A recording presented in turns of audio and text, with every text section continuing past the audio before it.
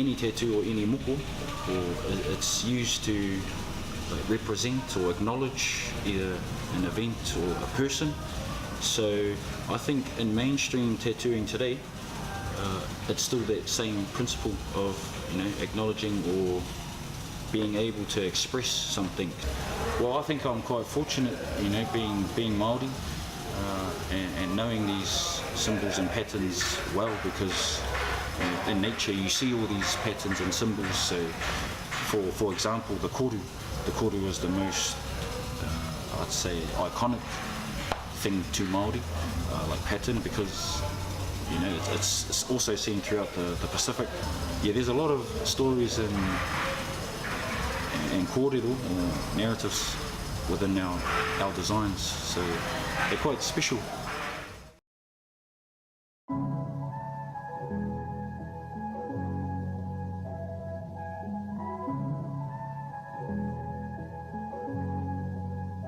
I don't just see it as a tattoo, I see it as an art form more, and where it sits on the body and how it's photographed, and you know what I mean? Like it's that whole combination. Yeah, you have to think of everything. Exactly. So I think, yeah, having that photography background kind of helped our studio to break the barrier of the whole stereotype that tattoos have to be like gnarly and grungy and like hardcore biker gang and shit. It can be for everyone, That's why, you gotta pick the right artist for the right style. So just try to break that stereotype and expand on the market.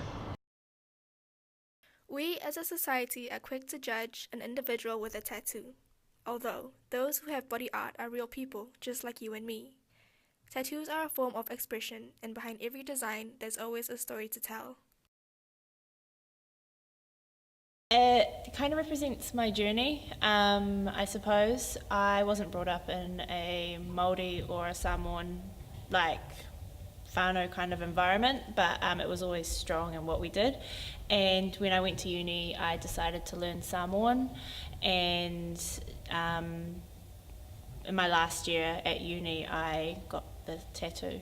It's not perfect, and that's me. I'm not perfect in my Māori knowledge, I'm not perfect in my Samoan knowledge, I'm not perfect in who I am, is my whole identity, so it kind of represents that. That's why there's the chunks out of it. It's really just my journey. Learning Samoan when you're 18 is pretty difficult, and kind of always being one or the other. You could never be Samoan and Māori. It was you're Māori or you're Samoan, or sometimes it didn't even fit into either of those, and it was your New Zealand European, or my mum is also Croatian, so it was it's a real mix kind of thing.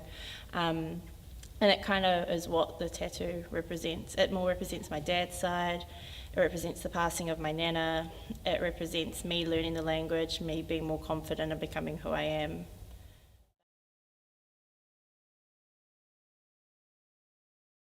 First of all, my tattoo starts off with my mum.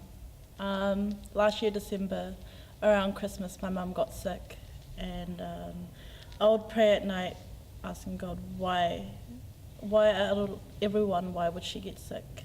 And during the process of getting the tattoo, for me, it didn't really hurt, because what hurt the most is knowing that my mum is going through this pain where she constantly ends up in hospital, and to me that was nothing.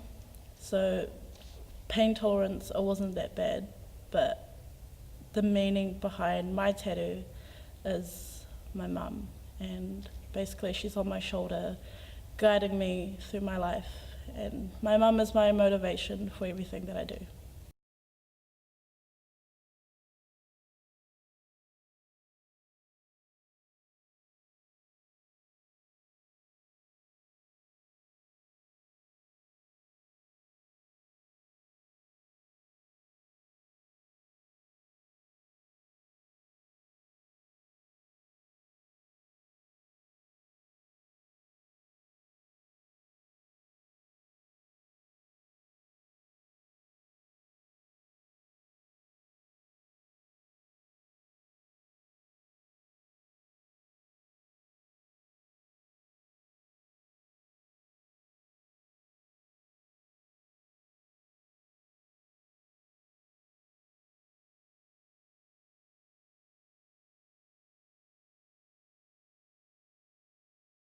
being Celtic, being a mixture of Irish, Scottish, Welsh, as well as being English, I wanted something Celtic that represented my roots. Obviously got red hair, my surname is Scottish for somebody who lived near to or worked in a church, or Norse as well. So it needed to be something that represented my Celtic ancestry and my roots, I suppose.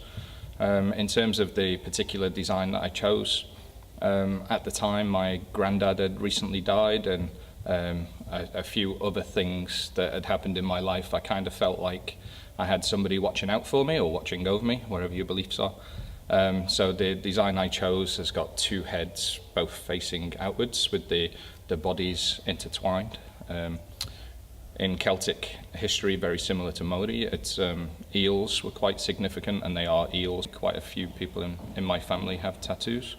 I remember my granddad had them from when he was in the forces. My dad really hated them, which was probably another reason I got one at the time. But no, I've never really felt any discrimination towards them, because they're part of, I guess they're part of pop culture now, modern culture. So.